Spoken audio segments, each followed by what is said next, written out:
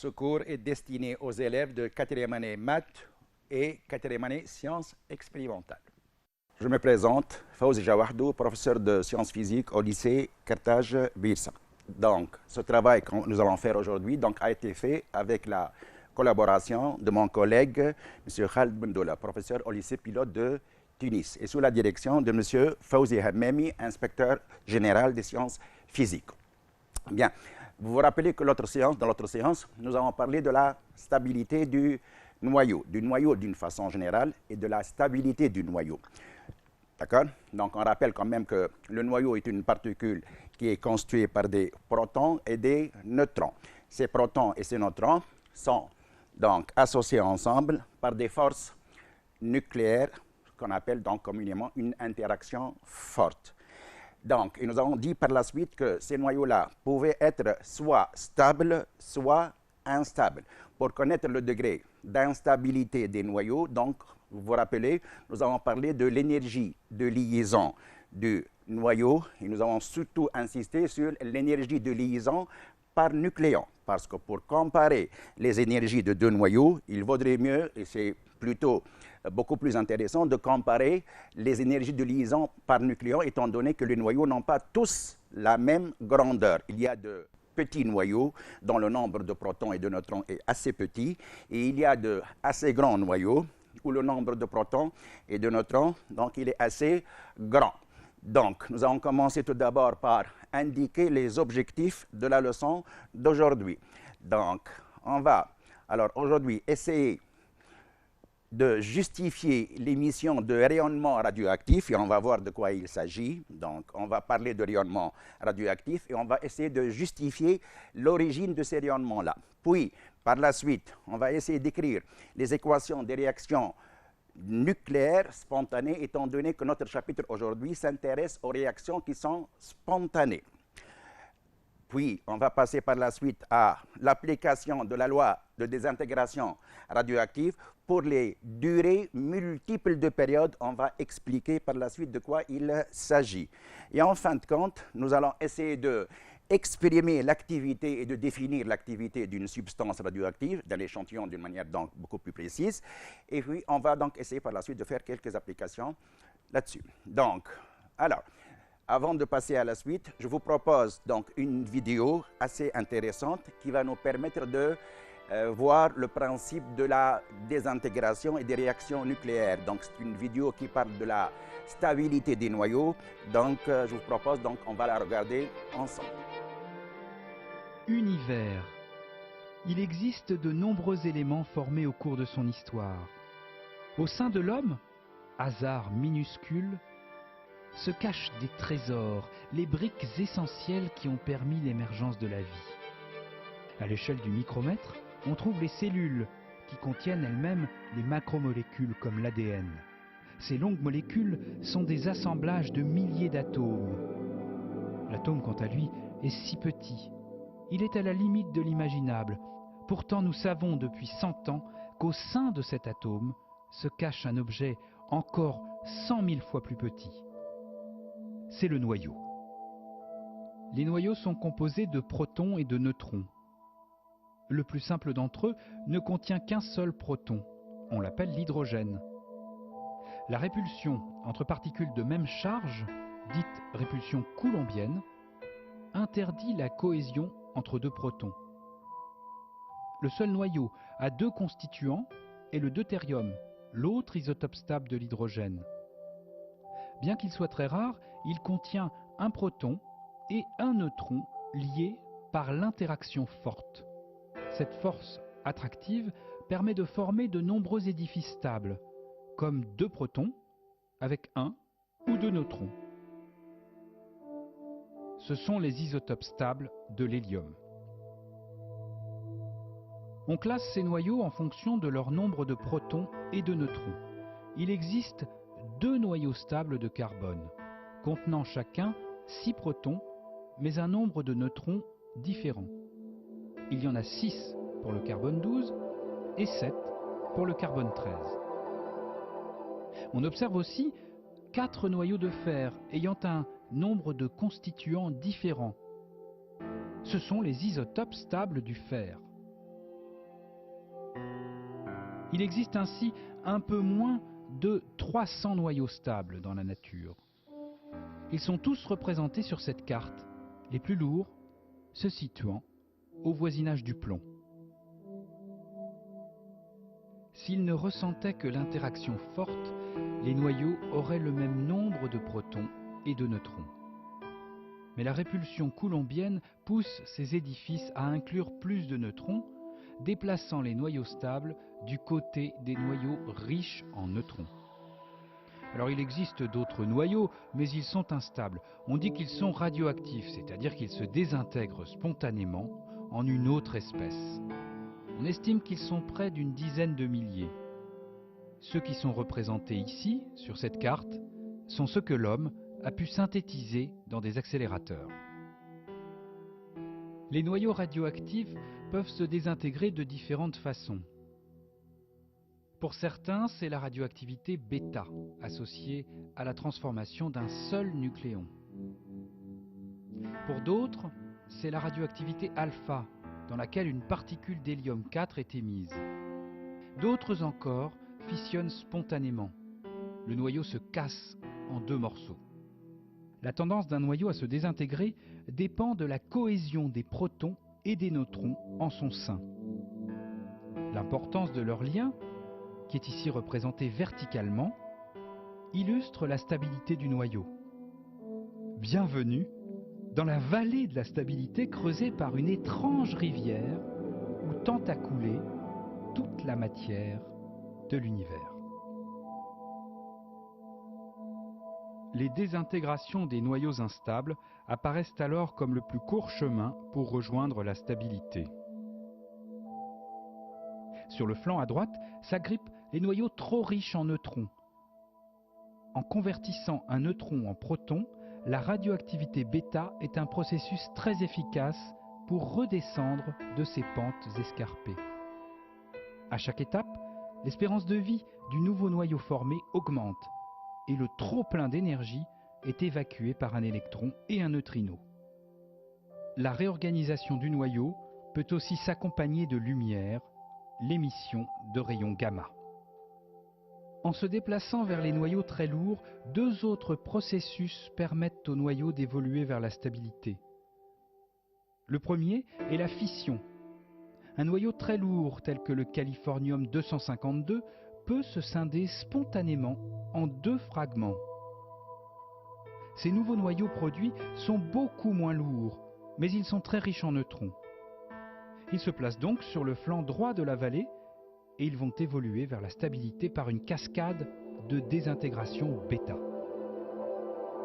Le noyau de californium peut se séparer en 2 en produisant une grande variété de noyaux fils, mais en général, sont privilégiés la création d'un petit noyau et d'un gros. C'est le même phénomène qu'on observe lors de la fission des noyaux d'uranium dans les réacteurs nucléaires. Pour les noyaux lourds, l'autre moyen d'évoluer vers les noyaux stables est d'émettre 2 protons et 2 neutrons d'un coup, sous la forme d'un noyau d'hélium. C'est la radioactivité alpha. En partant d'un noyau d'uranium-238, il faut enchaîner plusieurs désintégrations pour atteindre un isotope stable du plomb. Et lorsque le parcours dévie trop de la ligne de stabilité, des désintégrations bêta s'intercalent entre 2 émissions de particules alpha. Au total, 13 noyaux intermédiaires sont formés avant d'atteindre la stabilité, le noyau de plomb 206. Ainsi, plus de 3000 noyaux ont été observés aujourd'hui. Certains sont très instables, mais l'extension prédite des frontières de tous les noyaux possibles, les limites de l'existence, qu'on appelle drip lines, montrent l'étendue de ce qu'il nous reste à découvrir. Bien, donc j'espère que vous avez donc apprécié ce qu'il y avait donc dans la vidéo, donc suite aux différentes explications donc de l'auteur. Puis maintenant, donc on va commencer notre chapitre. Donc on va aborder alors ici la première partie qui concerne un noyau qui va subir des désintégrations, des réactions nucléaires. Je rappelle que nous sommes toujours dans le noyau. Donc alors, la première question qui se pose est la suivante. Pourquoi un noyau il est radioactif? actif. Donc, voici quelques noyaux. Donc, vous avez ici, par exemple, le noyau de beryllium. Je vous rappelle que le symbole Be49 est écrit de la façon suivante. Donc là, vous avez le Z qui concerne le nombre de charges, le numéro atomique de l'élément chimique. L'élément chimique, c'est le beryllium. Et attention, là, on parle de noyau. Mais en fin de compte, le noyau est associé à un élément chimique, bien entendu. Donc ça, c'est le noyau de beryllium. Vous avez ici Z qui vaut 4, ça renseigne sur le nombre de charges. C'est le numéro atomique de l'atome, c'est aussi le nombre de protons dans le noyau. Vous savez très bien que dans le noyau, il y a aussi d'autres particules aussi intéressantes que les protons, ce sont les neutrons. Pour chercher le nombre de neutrons, c'est assez simple. Vous vous rappelez que là, on a mis l'A. A, qui n'est autre que le nombre de masse. Le nombre de masse, c'est quoi? C'est le nombre de protons et de neutrons. Alors, pour chercher le nombre de neutrons, il suffit de faire la différence entre le nombre de protons et de neutrons, le nombre de nucléons, moins, bien entendu, j'ai dit la différence, moins 4, ça fait, alors ici, 5 neutrons. Donc, le noyau de beryllium renferme 4 protons et 5 neutrons. Je prends un exemple dans le tas, le noyau de barium. Donc, vous avez ici 56. 56, c'est le nombre de protons. Et la différence entre 144 et 56, ça fait donc le nombre de neutrons. Bien entendu, donc, nous avons dit l'autre fois qu'il y avait des milliers de types de noyaux dans la nature. Certains noyaux sont naturels, donc on peut les rencontrer dans la nature, et d'autres noyaux sont artificiels. Cela veut dire artificiels, ce sont des noyaux plus ou moins donc obtenus au laboratoire, qui sont synthétisés au laboratoire, ou bien ce sont des noyaux qui n'existent même pas du tout, mais qui sont obtenus lors de transformation. Donc ce sont des noyaux intermédiaires qu'on peut rencontrer en passant d'un noyau à un autre noyau. Donc alors, je reprends, donc pourquoi un noyau est-il radioactif? Pourquoi il est capable d'émettre ou bien de faire de la radioactivité. Je passe.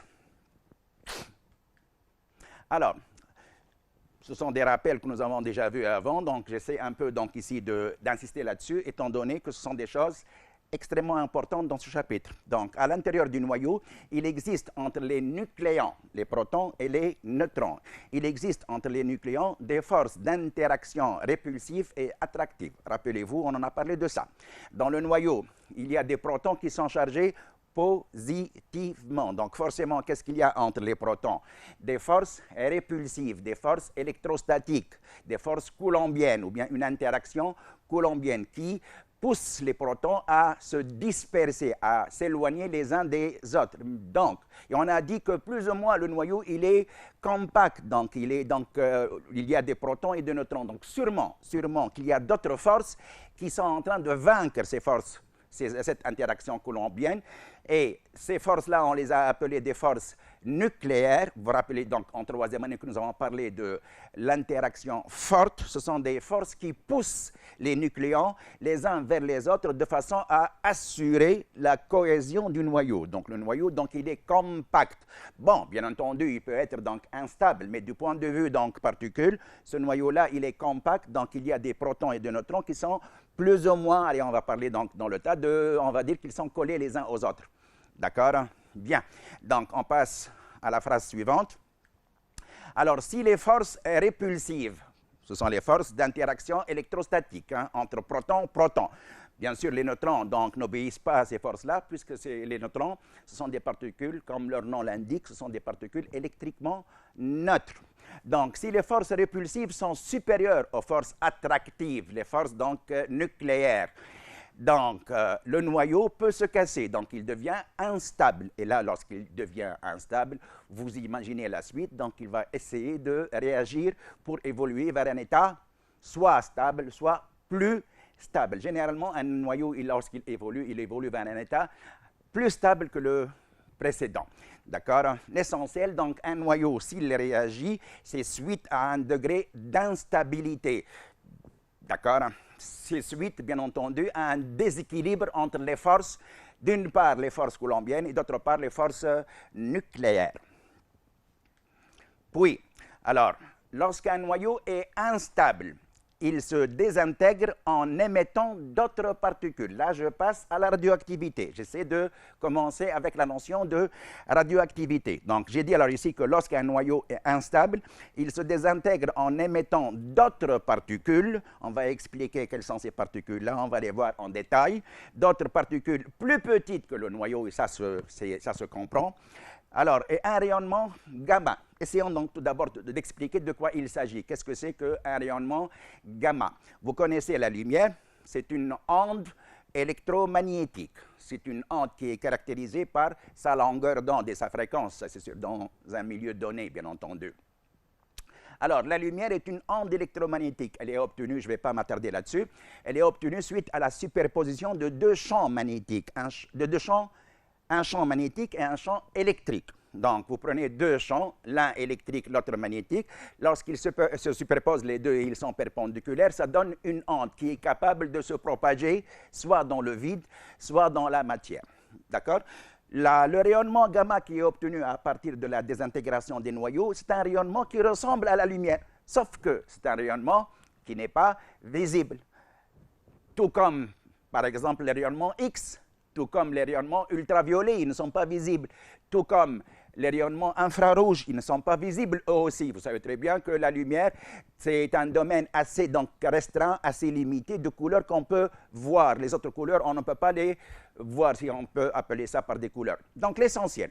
Les ondes, alors ici, le rayonnement gamma est constitué par une onde électromagnétique qui est très éloignée de la lumière. Donc c'est un rayonnement qui n'est pas visible, mais malheureusement, c'est un rayonnement qui est extrêmement dangereux. La lumière n'est pas dangereuse parce qu'elle n'a pas un pouvoir de pénétration à travers la matière. Par contre, les rayonnements gamma, ces rayonnements-là, on va les revoir tout à l'heure, donc ils ont un pouvoir de pénétration assez élevé. Et c'est ça le danger de la radioactivité. La radioactivité, alors on a dit ici que lorsqu'un noyau il est instable, il se désintègre en émettant d'autres particules plus petites et un rayonnement gamma. On va faire un schéma par la suite. Un rayonnement gamma est une onde électromagnétique comme la lumière, mais beaucoup plus énergétique. Pardon. Le rayonnement gamma est beaucoup plus énergétique que la lumière. La lumière est beaucoup moins énergétique. D'accord? Alors, ce phénomène est appelé la radioactivité. Le phénomène de l'émission de particules à partir d'un noyau radioactif est appelé la radioactivité. Il s'agit d'une réaction nucléaire qui touche le noyau et elle est essentiellement spontanée. Attention, la radioactivité, ça concerne des réactions nucléaires qui se produisent spontanément, sans un apport extérieur, sans l'intervention de l'extérieur. Ce sont des noyaux qui ont un degré d'instabilité assez avancé. Donc, qu'est-ce qu'ils vont faire? Donc, ils vont essayer de se stabiliser davantage. Donc, ils vont réagir spontanément et tout seuls. Donc, ce phénomène-là s'appelle la radioactivité. D'accord? Bien. On va faire un petit schéma là-dessus par la suite. Alors, une toute petite remarque, la radioactivité, elle a été découverte par Pierre et Marie Curie. Tous les deux, donc ils ont reçu le prix Nobel de physique en 1903 suite à leurs travaux faits sur la radioactivité. Ils ont obtenu le prix Nobel là-dessus. Bien. Alors, essayons de revoir la cohésion du noyau. Donc, la cohésion du noyau est assurée par l'interaction forte entre les nucléons, laquelle s'oppose à la répulsion électrique entre les protons. Répulsion suite aux charges portées par les protons. Les protons, ils sont tous chargés positivement, ils se repoussent. Alors, la cohésion du noyau est assurée par l'interaction forte entre les nucléons. Cette interaction s'oppose à la répulsion électrique entre les protons, permettant ainsi la stabilité de nombreux nucléides. Donc, dans la nature, il y a des nucléides qui sont des noyaux, des nucléides qui sont assez stables, étant donné que les forces de répulsion électrostatique et les forces d'attraction nucléaire sont assez proches, de valeurs assez proches. Donc, dans ces conditions-là, ce sont des noyaux qui sont stables et un noyau qui est stable. Donc, ça, vous l'avez vu dans la vidéo. Donc, c'est un noyau qui n'a pas tendance à évoluer. Donc, il va rester tel qu'il est, puisqu'il est tout simplement stable. Quand cette cohésion n'est plus assurée, lorsque les forces n'ont pas les mêmes ordres de grandeur, les forces nucléaires et les forces électrostatiques, dans ces conditions-là, des noyaux deviennent instables. Et attention, on va s'attendre à des réactions nucléaires multiples. Alors, dans la nature, il y a à peu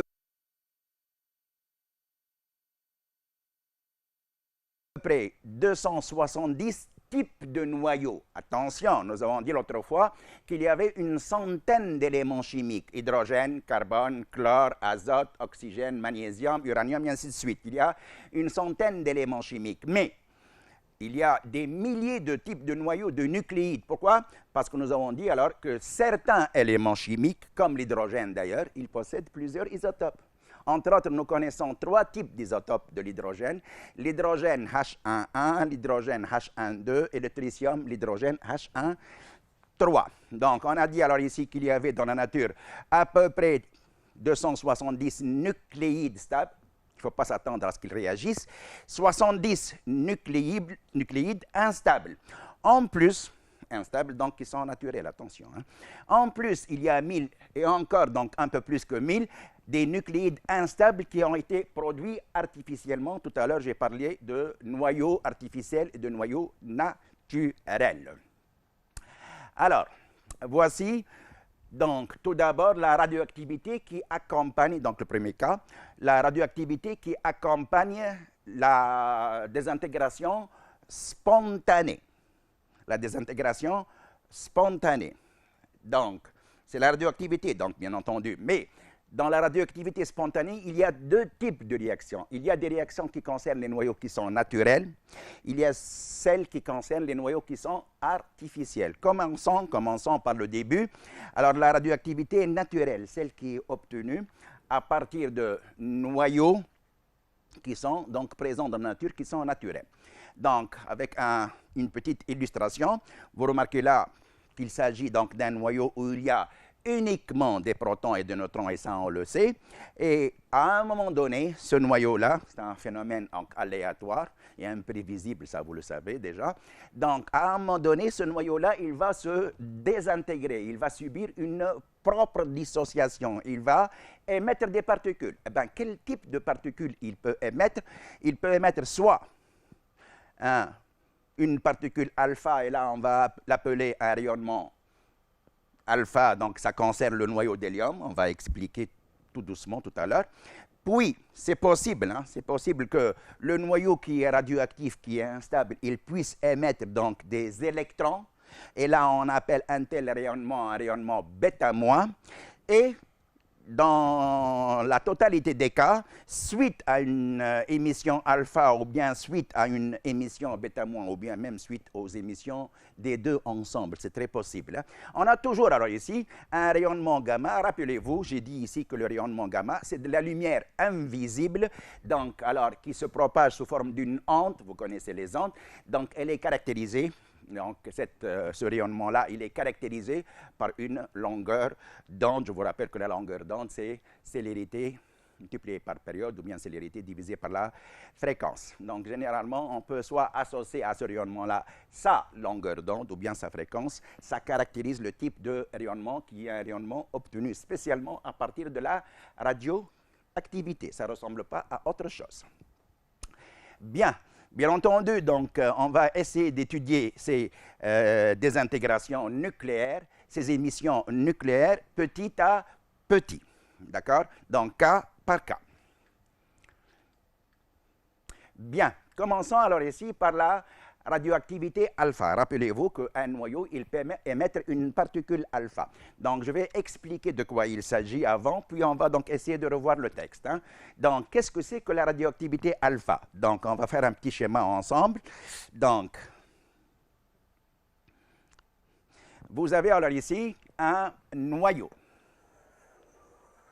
Ce noyau-là, alors ici, il est constitué par des protons qui sont chargés positivement et qui sont répartis sur tout le noyau. Donc, il y a un certain nombre de protons. Bien entendu, je rappelle que le nombre de protons est caractérisé par son Z, c'est le numéro atomique. Z, il caractérise le nombre de protons, c'est le numéro de l'atome dans la classification des éléments chimiques. Bien entendu, à part les protons, il y a les autres particules, les neutrons. Comme leur nom l'indique, les neutrons donc, sont des particules électriquement neutres. Elles ne sont pas chargées. Mais je vous rappelle que ce sont des particules qui ont pratiquement la même masse que les protons. Donc voici quelques neutrons, je les représente avec des symboles assez simples, des cercles par exemple, qui sont représentés de la façon suivante. Alors voici mon noyau X, Z, A. X, alors ici, c'est le symbole de l'élément chimique, Z, c'est le nombre de protons, et A, c'est le nombre de nucléons, protons et neutrons. Alors, ce noyau-là, supposons que c'est un noyau qui est instable, donc forcément, donc, il va essayer de réagir. Je répète, c'est de la radioactivité, là, hein? Donc c'est forcément une désintégration spontanée qui se fait toute seule. Alors, qu'est-ce qui se produit alors ici dans le cas de la désintégration de la radioactivité alpha? Eh bien, tellement qu'il est instable ce noyau-là, tellement qu'il y a beaucoup de protons et de neutrons, et ce sont donc ces nombres-là de protons et de neutrons qui assurent l'instabilité du noyau. Donc, qu'est-ce qu'il va faire le noyau? Il va alors ici laisser échapper une fraction de noyau. Cette fraction de noyau sera constituée par ceci. Donc, une fraction du noyau va partir du noyau. Cette fraction-là, regardez bien qu'est-ce qu'elle contient. Elle contient 2 protons et 2 neutrons. Tout ce bloc-là, il va partir du noyau. Donc, alors, on va avoir le schéma suivant. Attention, c'est une simple représentation. Hein. Qu'est-ce qui va rester de ce noyau-là? Donc, il va rester juste, il va manquer la partie qui est partie. La partie qui est partie, donc vers l'avant, on va la représenter. Donc là, vous avez donc le noyau XZA. Là, il va y avoir un autre noyau. Bon, je vais supposer qu'il va appartenir à un autre élément chimique.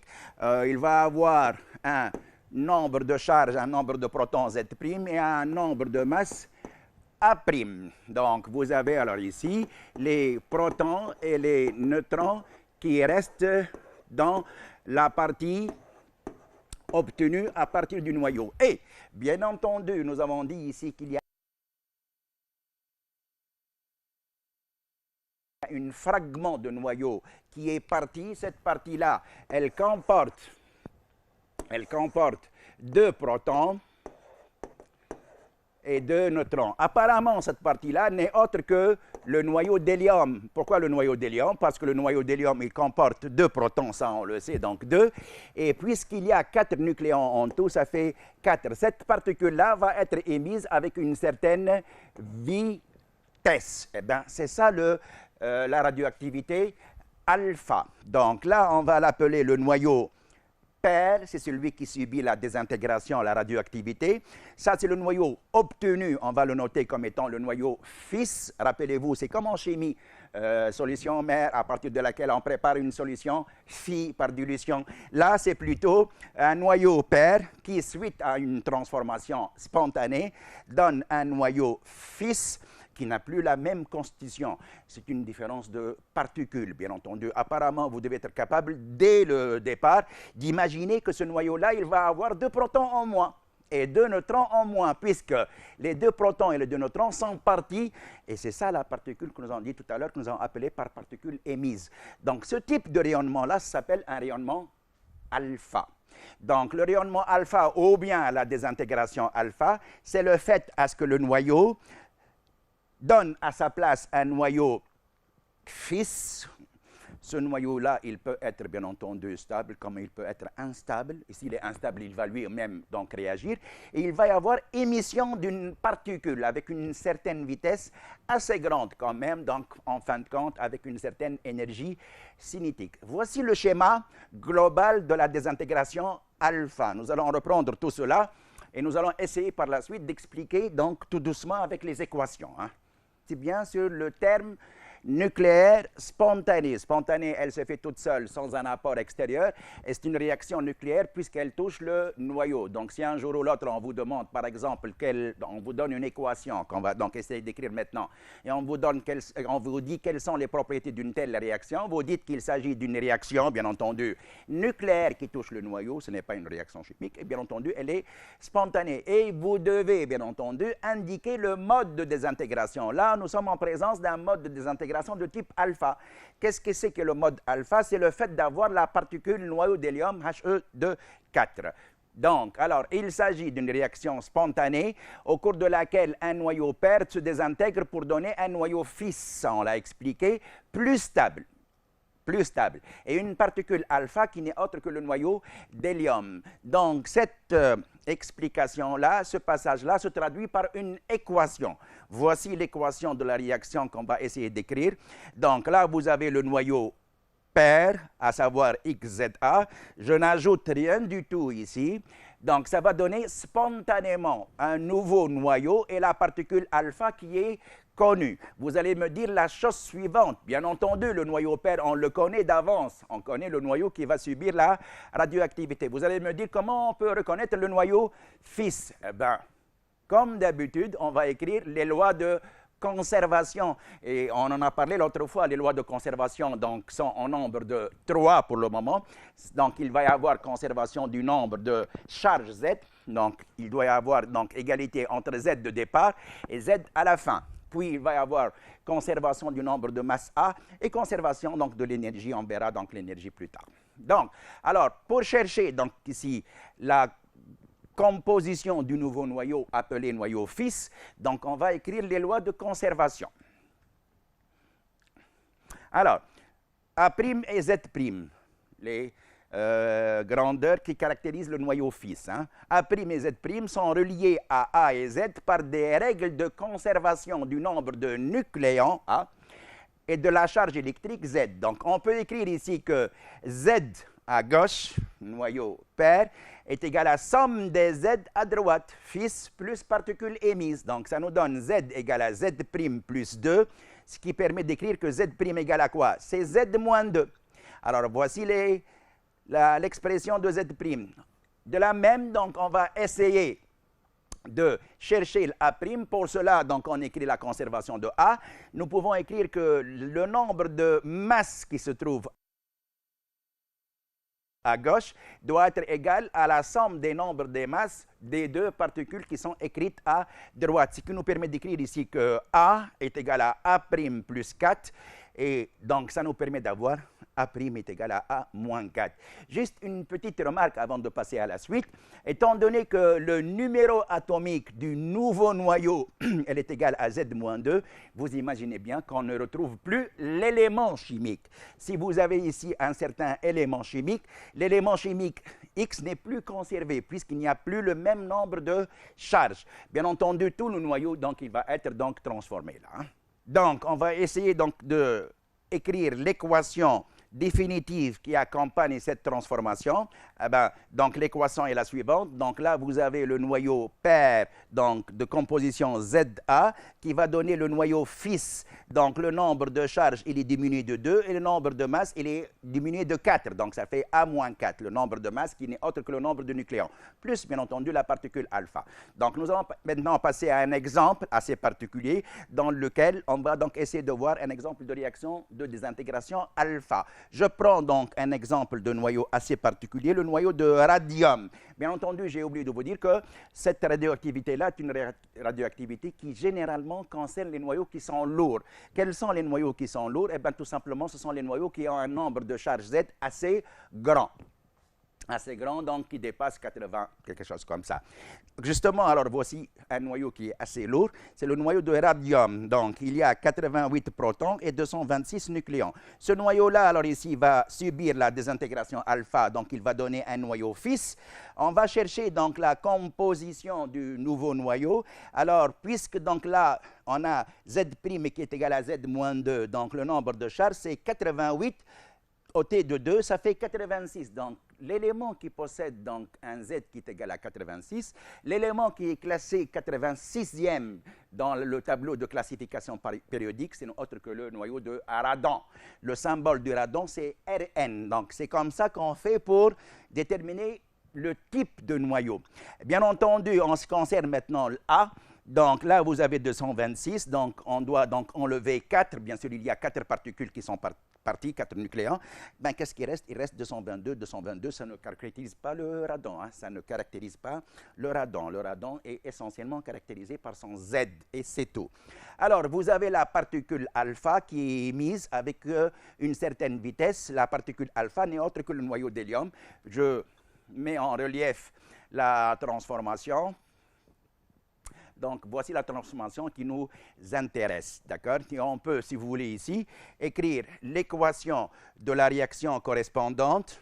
Donc là, qu'est-ce que nous avons à gauche? Nous avons le noyau de radium 88 226.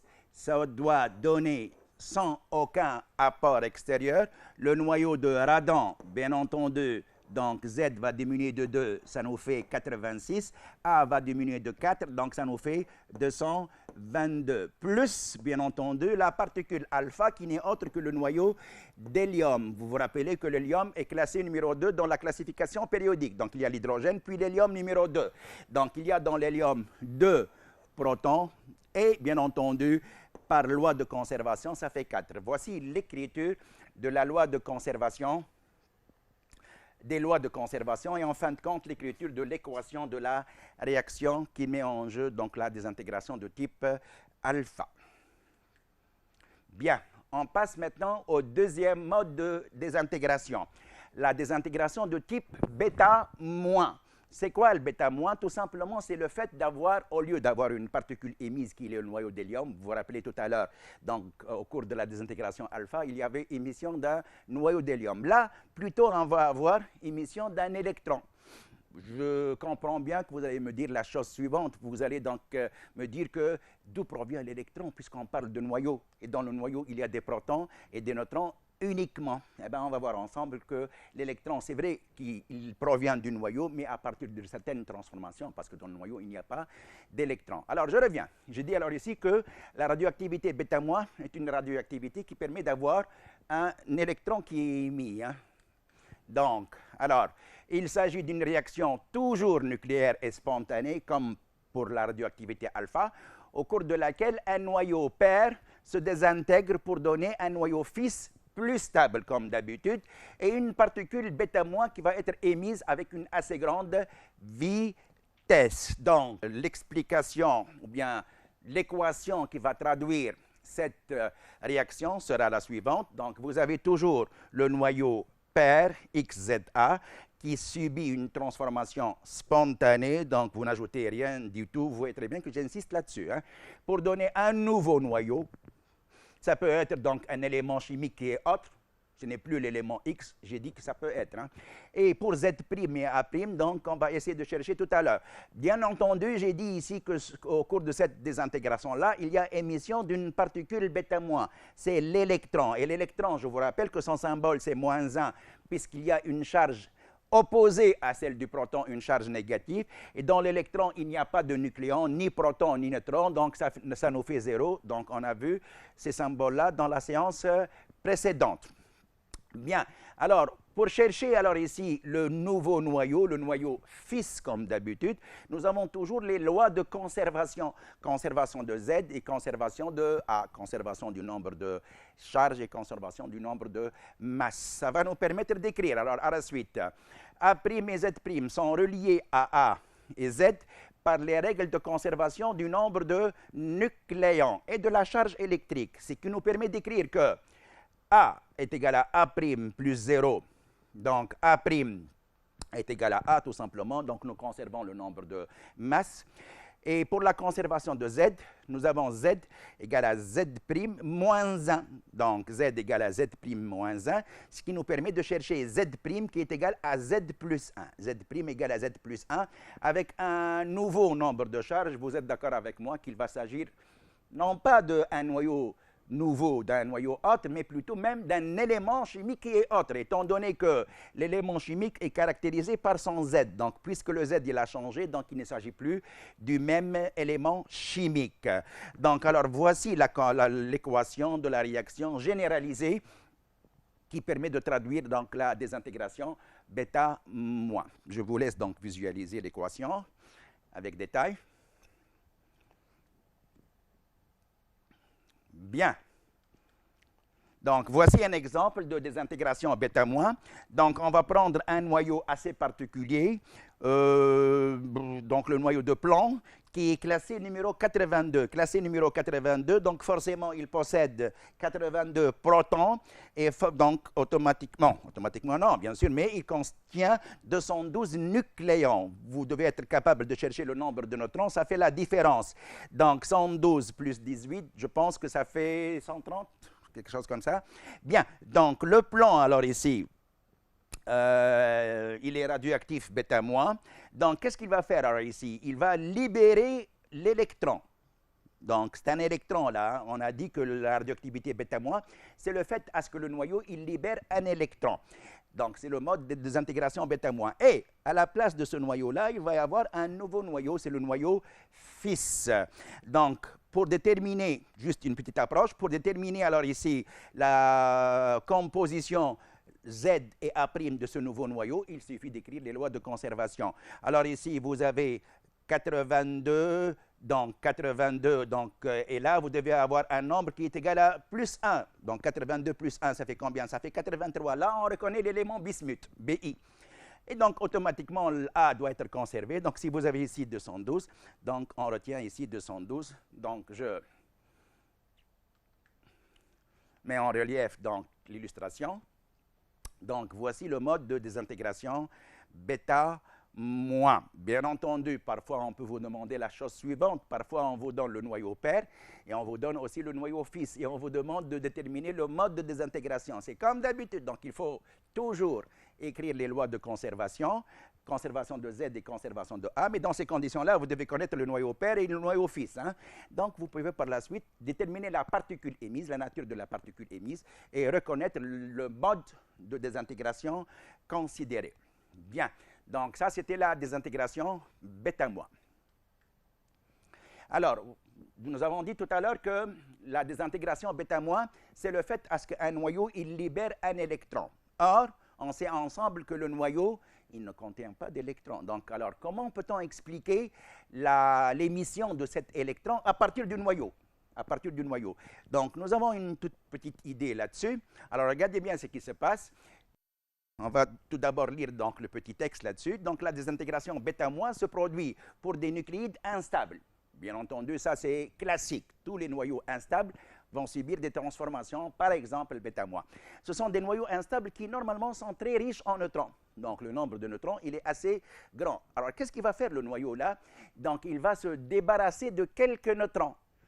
Nous avons dit que la stabilité du noyau est due à un nombre de neutrons assez grand. Donc, le noyau va essayer de se débarrasser d'un neutron. Lorsqu'il se débarrasse d'un neutron, donc, si on essaie de regarder l'équation de tout à l'heure, donc je reviens à l'équation, ça explique mieux. Regardez bien. Donc, en ce qui concerne le nombre de protons, on est passé à un nombre de protons plus grand de 1. Donc, le nombre de protons, il a augmenté. Ça, on ne l'a pas remarqué tout à l'heure. Alors, étant donné que le nombre de protons, il augmente de 1, et le nombre de masses, il reste le même, il reste constant, forcément, le nombre de neutrons, il diminue de 1. Donc, c'est comme si, dans cette transformation-là, un neutron, parmi les neutrons qui sont présents dans le noyau père, il va se transformer spontanément, il va devenir un proton. Alors, l'explication, alors maintenant, est la suivante. Nous avons dit qu'un neutron, dont le symbole c'est N01, va donner un proton. P11, on a vu le symbole. Si on essaie d'écrire l'équation correspondante à cette petite transformation, alors le neutron, alors ici, va donner un proton. Comme d'habitude, on va essayer d'appliquer les lois de conservation de Z et de A. La conservation de Z dit que 0 est égal à 1 plus moins 1. Donc 1 plus moins 1, ça fait 0. Moins 1, ça me rappelle quelque chose. Ce sont les électrons qui portent des charges de Z égale à moins 1. Et en écrivant la loi de conservation de A, nous avons 1 égale à 1 plus combien? Plus 0. Donc, on est capable d'identifier la particule émise. Donc, la particule émise, avec Z égale à moins 1 et A égale à 0, n'est autre qu'un électron. Donc, en fin de compte, l'électron, c'est vrai qu'il provient du noyau, mais il n'était pas présent dans le noyau. Donc, d'où provient l'électron alors? On récapitule, il provient de la transformation d'un neutron en un proton, et la différence donc donne l'électron. Donc, la radioactivité β-, si j'essaie de résumer, c'est une désintégration alors ici qui touche un noyau instable, au cours de cette désintégration, il y a un neutron qui est en plus, le nombre de neutrons est assez élevé, on a dit, il y a un neutron qui est en plus, qui donc va changer il va donc devenir tout simplement un proton, comme c'est indiqué ici. Donc la différence entre les deux particules-là, c'est l'électron. C'est pour cela, alors ici, qu'on dit qu'il s'agit d'une désintégration β- où il y a émission d'un électron. Alors, je passe maintenant au troisième mode de désintégration, toujours naturelle. On est en train, je rappelle, de parler de désintégration naturelle, donc les éléments qui réagissent spontanément, ça c'est sûr, mais qui sont naturels. Donc nous avons parlé du mode alpha, nous avons parlé du mode β-, maintenant on va parler du mode gamma, si on peut l'appeler ainsi. Qu'est-ce que c'est que le mode gamma? L'émission gamma est une émission de rayonnement électromagnétique de très courte longueur d'onde. Ça, on en a parlé tout à l'heure. Donc, la longueur d'onde est estimée à 10 puissance moins 10 mètres. Je vous rappelle que pour la lumière, quand même, la longueur d'onde est de l'ordre de 10 puissance moins 6 mètres du micromètre. Donc, la lumière visible est comprise entre 0,4 micromètres et 0,8 micromètres, allant du violet vers le rouge. Donc là, vous remarquez bien que la longueur d'onde est beaucoup plus petite que celle des radiations lumineuses visibles. C'est pour cela que le rayonnement gamma est invisible. Tout cela, donc ici, on va le retenir, mais ce qui nous retient donc le plus, c'est que comment on peut expliquer la transformation gamma. Alors, cette lumière-là, et on va le voir donc dans le prochain chapitre concernant les spectres atomiques. Dans le cas du chapitre spectre atomique, nous allons parler de photons. Alors, qu'est-ce que c'est que le photon? C'est une définition qui a été donnée par Einstein. Donc, Einstein a dit la chose suivante, c'est que la lumière, bien sûr, ça vous le savez très bien, qu'elle peut avoir soit une nature ondulatoire, elle peut se comporter comme une onde, et plutôt Einstein a dit que la lumière, donc, elle avait une autre possibilité de comportement, elle pouvait se comporter comme des particules, bien sûr, par la suite. Donc, tous les physiciens se sont accordés à dire qu'il y a une dualité entre la nature ondulatoire et la nature corpusculaire. Cela veut dire quoi, donc, dualité? Ça veut dire que la lumière peut être expliqué soit en considérant qu'il s'agissait d'une onde, soit qu'il s'agit d'un déplacement de particules. Ben justement, ces particules-là, on va les appeler, ou bien Einstein les a appelées des photons. Qu'est-ce qu'elles ont de particularité? Donc, ce sont des particules très particulières, très remarquables. Ce sont des particules qui n'ont pas de masse. Bon, vous allez me dire, donc, si la particule n'a pas de masse, alors comment on peut dire qu'il s'agit d'une particule? Ben oui, c'est une particule purement énergétique. Et c'est une particule qui n'est pas chargée. Donc, elle n'est ni chargée positivement, ni chargée négativement. Et si elle existe, cette particule-là, elle va avoir toujours la même vitesse. J'ai bien dit particule, hein, ou bien célérité, ce qu'on voulait. Donc, la même vitesse qui est égale, bien sûr, donc, à 3 10 puissance 8 mètres par seconde, et c'est la vitesse de la lumière. Donc, en fin de compte, la désintégration gamma concerne donc l'émission d'un photon, ou bien de plusieurs photons. Alors, d'un photon, qu'est-ce qu'il a de particulier, le photon? C'est une particule purement énergétique.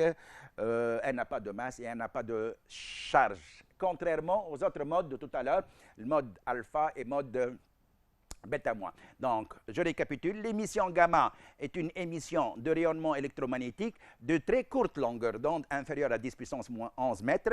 Les photons gamma qui constituent ces rayonnements ont des énergies très élevées et dont la valeur peut être plus grande que 100 kilo-électronvolts. Je vous rappelle que l'électronvolt, c'est 1,6 10 puissance moins 19 joules. Bien, à la suite, bon, quand est-ce qu'on obtient le mode de désintégration gamma, qu'on vient donc de citer maintenant? Eh bien, c'est une désintégration qui apparaît suite à la désintégration alpha, ou bien suite à la désintégration β-, parce que la plupart du temps, lorsqu'il y a un mode alpha ou bien un mode β-, donc le noyau fils qui est obtenu, il est toujours obtenu à l'état d'un noyau excité. Alors, donc, pour se désexciter, pour avoir donc le maximum de stabilité, bien entendu, qu'est-ce qu'il va faire le noyau? Donc, il va se désexciter, revenir à son état fondamental et libérer le rayonnement gamma. Donc, la désintégration gamma, celle-là, donc, elle provient suite à une désintégration alpha ou bien β-, β+, on va l'expliquer tout à l'heure, alpha, β- ou β+. Le noyau fils est émis dans un état excité il retrouve son état fondamental en émettant un ou plusieurs photons de haute énergie. Un photon n'a ni charge électrique ni masse, et il est caractérisé par Z égale à 0, il n'a pas de charge, et A égale à 0 puisqu'il ne contient pas de nucléon. Alors le photon est noté par gamma 0, 0, puisque Z égale à 0, A égale à 0. Alors voici l'équation de la transformation. Vous êtes d'accord avec moi que Z, il va être conservé pour le noyau père et le noyau fils. Donc s'il va être conservé, donc on va conserver l'élément chimique. Et automatiquement, puisque le photon ne contient pas de nucléon, il n'a pas de nucléon ici, donc on va conserver le A. Donc en fin de compte, non pas seulement qu'on va conserver l'élément chimique, on va plutôt conserver le noyau. On va avoir le même nucléide. Pour faire la distinction entre nucléide de départ et nucléide à la fin, donc on met ici un astérix, une étoile, qui montre que le noyau XZA au début, il est instable. Donc suite à cette instabilité, le noyau, donc, il va se désexciter pour évoluer vers un état plus stable en émettant le rayonnement gamma. Donc, le rayonnement gamma provient en fin de compte suite à une désexcitation, suite à un mode alpha bêta moins, ou bien bêta plus qu'on va voir tout à l'heure. Alors, voici un exemple de radioactivité alpha, dans laquelle, donc ça on l'a vu tout à l'heure bien entendu, dans laquelle on va expliquer non pas alpha on l'a vu, mais plutôt le rayonnement gamma. Donc voici donc ce qui va se produire. Donc le noyau de radium, vous vous rappelez qu'on l'a tout à l'heure utilisé, donc son Z c'est 88, son nombre de masse c'est 226, donc il va émettre la particule alpha, ça on le sait, donc il va donner le noyau fils radon 86 222. Ce noyau de radon, la plupart du temps, c'est un noyau, donc les noyaux fils, la plupart du temps, sont des noyaux qui sont instables. Donc, ils sont dans des états excités. Ils vont se désexciter pour revenir à un état fondamental, généralement, en émettant le gamma, ça on l'a dit. Voici alors ici la représentation caractéristique. Donc, le noyau fils de radon, là, le noyau fils de radon, il va à la suite émettre un rayonnement gamma. Donc, au début, le noyau de radium père, il a émis une particule alpha, il a donné le noyau fils radon. Le noyau de radon, lui aussi, donc ici, il est radioactif, donc il va émettre un rayonnement gamma. Donc, en fin de compte, alors lors d'une désintégration alpha, généralement, donc il y a la particule émise et le rayonnement gamma. Bien, maintenant, alors ici, dernier mode de désintégration, la désintégration bêta+. Radioactivité, donc bêta+, qui concerne donc les noyaux qui sont artificiels. Donc, le bêta+, c'est une particule qui n'est autre que le positron. Rappelez-vous ce que nous avons vu dans le chapitre précédent, l'autre séance. Nous avons parlé des positrons, ou bien des positons, qui sont des particules extrêmement semblables aux électrons. Ils sont semblables du point de vue quoi? Les électrons, donc, et les positrons ont la même masse. Et l'électron, ça vous le savez, donc, il possède une charge qui est égale à moins la charge élémentaire, moins E. Les positrons, donc, ils possèdent une charge élémentaire plus E. Donc, alors, il s'agit d'une réaction nucléaire spontanée obtenue artificiellement au laboratoire. Donc, nous avons parlé du phénomène artificiel. Hein. Le noyau père se désintègre pour donner un noyau fils plus stable et une particule bêta+. Cette particule bêta+ n'est autre que le positron ou bien le positon. Donc, on passe alors ici à l'équation de la réaction. Pour trouver l'équation de la réaction, il faut, comme d'habitude, écrire les lois de conservation. Donc, tout d'abord, une première approche de l'équation. Vous avez un noyau qui va subir le mode bêta+, donc désintégration spontanée. Donc, il va donner un nouveau noyau. Peut-être bien l'élément chimique sera le même ou bien il sera différent. Donc, un nouveau noyau plus le positron, E1, 0. Alors, on va écrire les lois de conservation, c'est comme pour tout à l'heure. Donc, nous avons ici Z égale à Z' plus 1, donc forcément Z' égale à Z moins 1, loi de conservation. Une. Deuxième loi de conservation, la conservation de A. Donc, alors, nous avons A pour le noyau père égale à A' plus 0. Donc, nous pouvons écrire ici que A' est égal à A. A' est égal à A. Donc, les deux noyaux sont des noyaux isobares, donc ils ont le même nombre de nucléons. Bien entendu, puisqu'il s'agit donc d'un élément chimique dont le Z' n'est plus égal à Z, donc l'élément chimique n'est pas le même. C'est un autre élément chimique. Voici alors définitivement comment s'écrit l'équation de la réaction qui accompagne le mode bêta+. Donc un noyau père, comme d'habitude, donne un noyau fils dont le nombre de proton, il diminue de 1, et plus la particule émise qui n'est autre que le positron. Vous allez me dire, comme d'habitude, d'où provient le positron? Il provient du noyau. Bon, ça c'est indirect, étant donné que dans le noyau, donc il n'y a que des protons et des neutrons. Donc on devrait être capable, cette fois-ci encore, d'expliquer l'origine de ce positron. Tout d'abord, on passe à un certain exemple, puis donc on va revenir donc au positron. Alors, vous avez ici une désintégration de type bêta+, qui concerne un noyau de protactinium, de symbole Pa.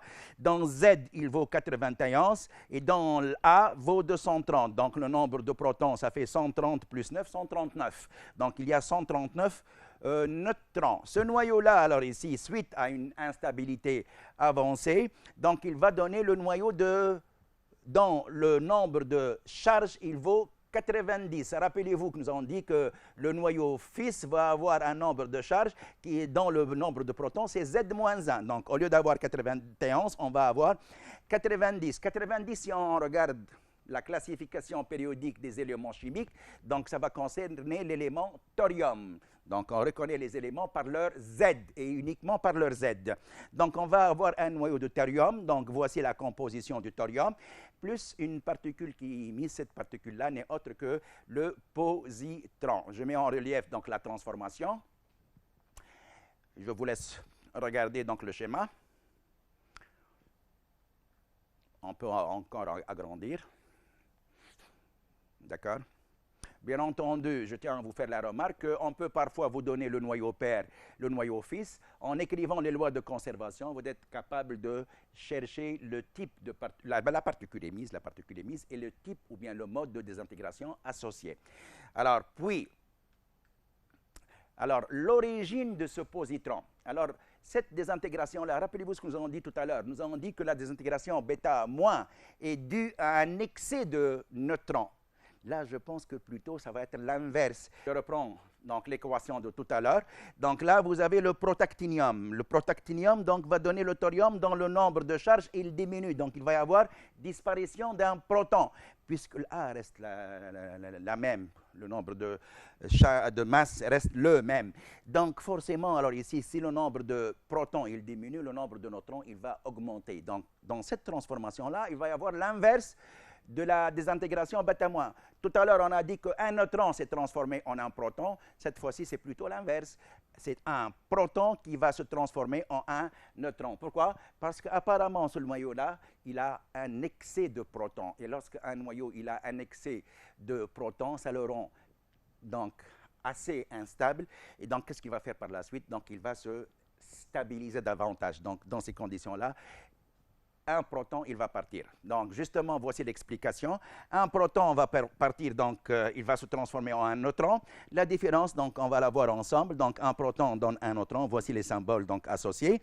Puis, en écrivant les lois de conservation, nous remarquons alors ici que 1 égale à 0 plus 1 et 1 est égal à 1 plus 0. Donc, vous retrouvez bien la particule émise. Donc, cette particule-là, qui n'est autre que le positron, provient de la transformation d'un proton en un neutron. Et on lit ici, la désintégration bêta+ se produit pour des nucléides instables, trop riches plutôt en protons. Elle résulte de la désintégration dans le noyau d'un proton qui se transforme en un neutron avec émission d'un positron. Et ça, on vient de le dire. Alors maintenant, je vais terminer pour cette séance avec les dangers de la radioactivité, parce qu'apparemment, la radioactivité est un phénomène très, très dangereux. Dans quel sens il est très dangereux? Donc, il y a beaucoup de dangers, mais le danger essentiel est le suivant. Nous avons donc schématisé le danger par cette illustration. Regardez bien.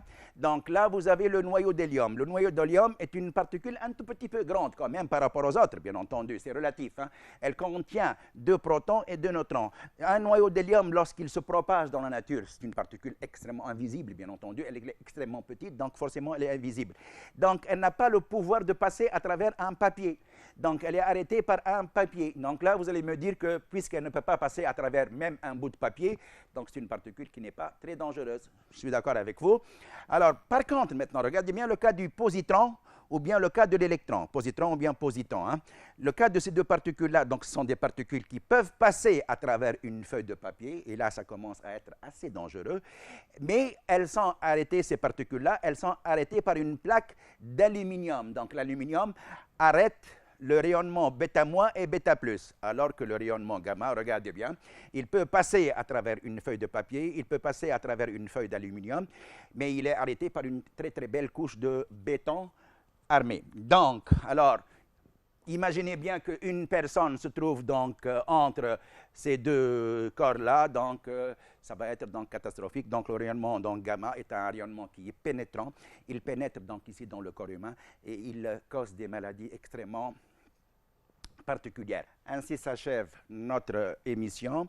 J'espère que ce chapitre donc, vous a apporté beaucoup de renseignements. Donc, la prochaine fois, on essaiera de voir donc, la suite de ce chapitre, à savoir l'activité d'une substance radioactive et la loi de décroissance radioactive, avec bien entendu donc, quelques petites applications. Merci, au revoir.